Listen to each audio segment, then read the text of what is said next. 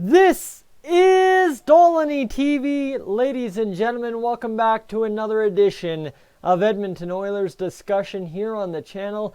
Thanksgiving Sunday, so I am thankful 100%, you know what, I'll rephrase that, 150% of the way when you guys are tuning into this one, because I imagine, you know what, it's 3:36.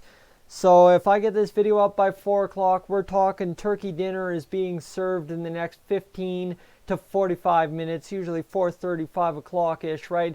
Who really knows on Thanksgiving Sunday? Because it's about when that bird is ready. And you might be doing it Monday, so I might be doing this all for no effect. But guys, I'm so thankful for everything you've brought so far this hockey season to the channel. And what I want to address, because this is news and notes edition of Dolynny TV Oilers discussion, is I have contacted the NHL to try and air out what's going on with the live streams and why I'm getting copyright strikes. So for right now, let's just keep our heads cool and hopefully have things back to normal by next week. That said, what we have is some news that I should have gotten to this morning. I should have been smart and saved my bottom six video for a little bit later today, like i.e. right now, and done the Colby Cave stuff then.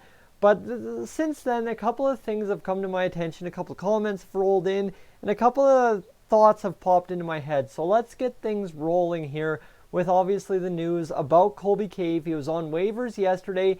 He is now down in the AHL officially. He's been assigned to the Bakersfield Condors. We didn't lose him, no worry there. We keep Colby Cave, so he gets to go into the Condors lineup, and that makes me wonder if maybe we'll make a move to move out a guy like Brad Malone at some point if Colby Cave's going to be down there, considering we have Sam Gagner on the Bakersfield roster. Who really knows? I don't know. It is what it is. It's not like it's affecting us one way or another, so we're fine.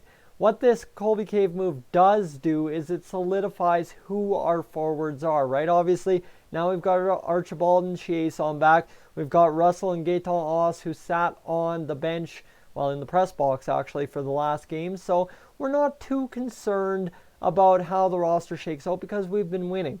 So realistically, I guess, to kind of my video about the Bakersfield Condors the other day when I unboxed the Condors jersey, is the simple fact that when it comes to call-ups from the AHL, there's going to be guys leading the way at some point this season who deserve a call-up. And at times last year, there were guys that were leading the way as well.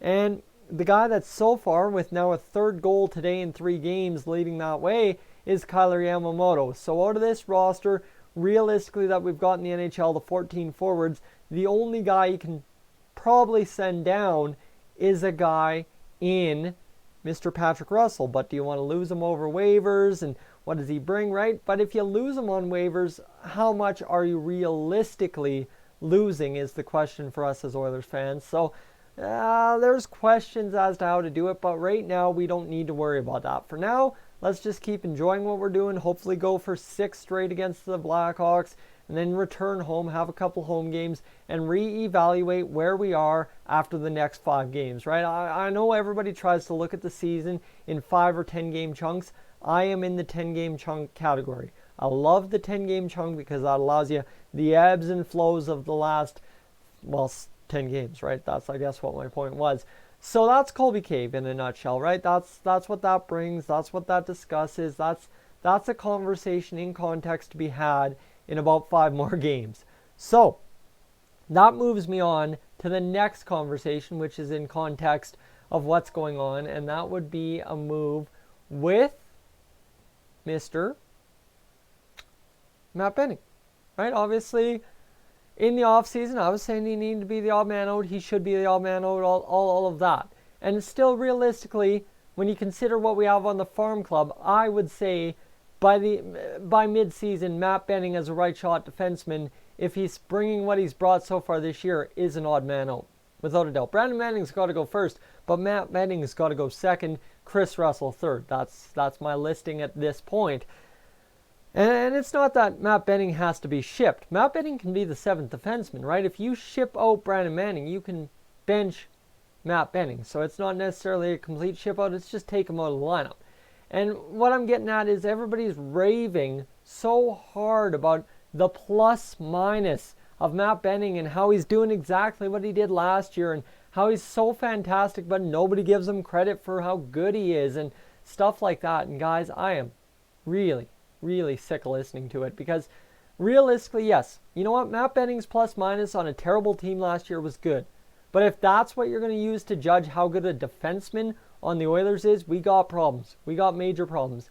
Because number one, Matt Benning, I'd like you to calculate how many of the points or goals scored McDavid and Draisaitl were on the ice for. If Matt Benning was a plus whatever, I think 11 last year, you got to look. If Draisaitl and McDavid scored more than 50% of the goals for the Oilers last year, and Matt Benning was the high leader of plus minus, what does that tell you?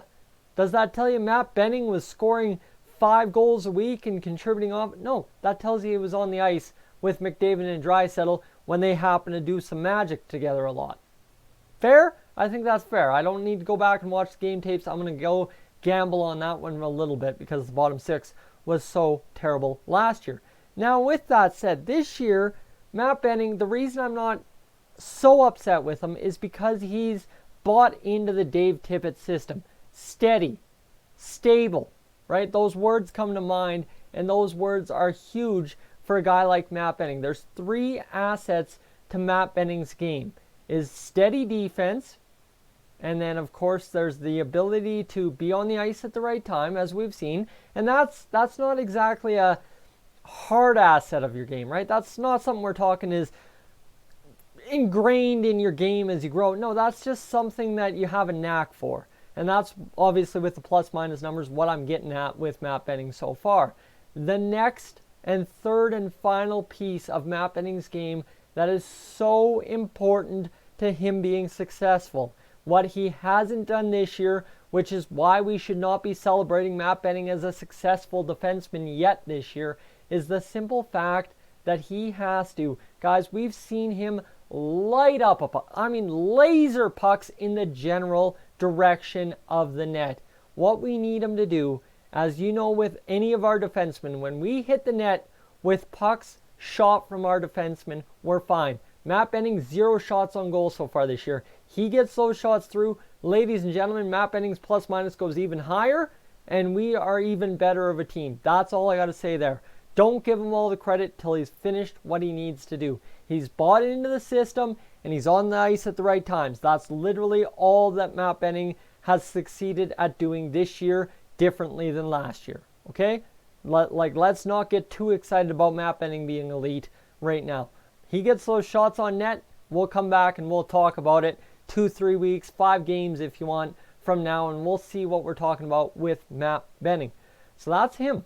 That's him in a nutshell. Now what would I have to get to? The other thing I have to rant about a little bit here is this whole Jesse Puljujarvi in Europe thing. I guess today the news is he's open to staying the full year in Europe. Well, that's fine and dandy because, ladies and gentlemen, that was Ken Holland's plan anyway. Like, this is just Jesse Puljujarvi accepting his fate. This is nothing like, oh, Jesse Puljujarvi's going to be a good sport and stay in Europe all year. No. This is Jesse Puljujarvi. Oh, crap. I'm stuck here. Might as well say I'm going to accept it. That's all it is. That's all it is. Guys, if you've followed me, I have very blunt takes on this Jesse Puljujarvi move or mess, and it just is what it is. So Jesse Puljujarvi's got 11 points in 11 games played in the Finnish Elite League. And people are pretending like those numbers are never before seen, like they are just obscene, like Jesse Puljujarvi is the almighty ruler of the Liiga. Well, ladies and gentlemen, I'm sorry. Go to eliteprospects.com, go to the side tab on the Liiga website, and look up the scoring leaders for the Liiga. Jesse Puljujarvi isn't even in the top 5. Are you kidding me? Are you kidding me? A guy who scored 28 points in 50 games played his draft year in the Liiga is a point per game, and we're talking, some of us, like he is absolutely tearing the cover off of goaltenders. No. So to say that it's upping his trade stock, really not. Because what's a top 4 pick who, again, scored 28 points in 50 games as an 18-year-old in the Liiga, who's now 21, 22, scoring point per game, not assist per game or goal per game, point per game. Guys, I'm not impressed. guys, it's the Liiga. It's barely comparable to the AHL, okay? So we're not celebrating any major victories here with Jesse Puljujarvi. The only news is that teams are still somehow calling about Jesse Puljujarvi. Teams still believe Jesse Puljujarvi exists as an NHL option. That's the only thing we should really be celebrating as news. And trust me, if we thought we were getting a package for Jesse Puljujarvi at this point, we would have already pulled the trigger, right? We would have already made the trade, but we haven't. We absolutely haven't, because, guys, if you think Jesse Puljujarvi's trade stock's risen, why hasn't he been traded? Point per game in the Liiga, I'm going to tell you, means nothing in my opinion. So that's my take on Jesse Puljujarvi, and that's where I'm going to leave you. The Matt Benning situation, the Jesse Puljujarvi situation, and of course the Colby Cave situation. That's all taken care of now. You've got my thoughts in today's Edmonton Oilers news and notes on Dolynny TV. Guys, I'm Tyson. This is Dolynny TV. I will catch you, as always, in the next one.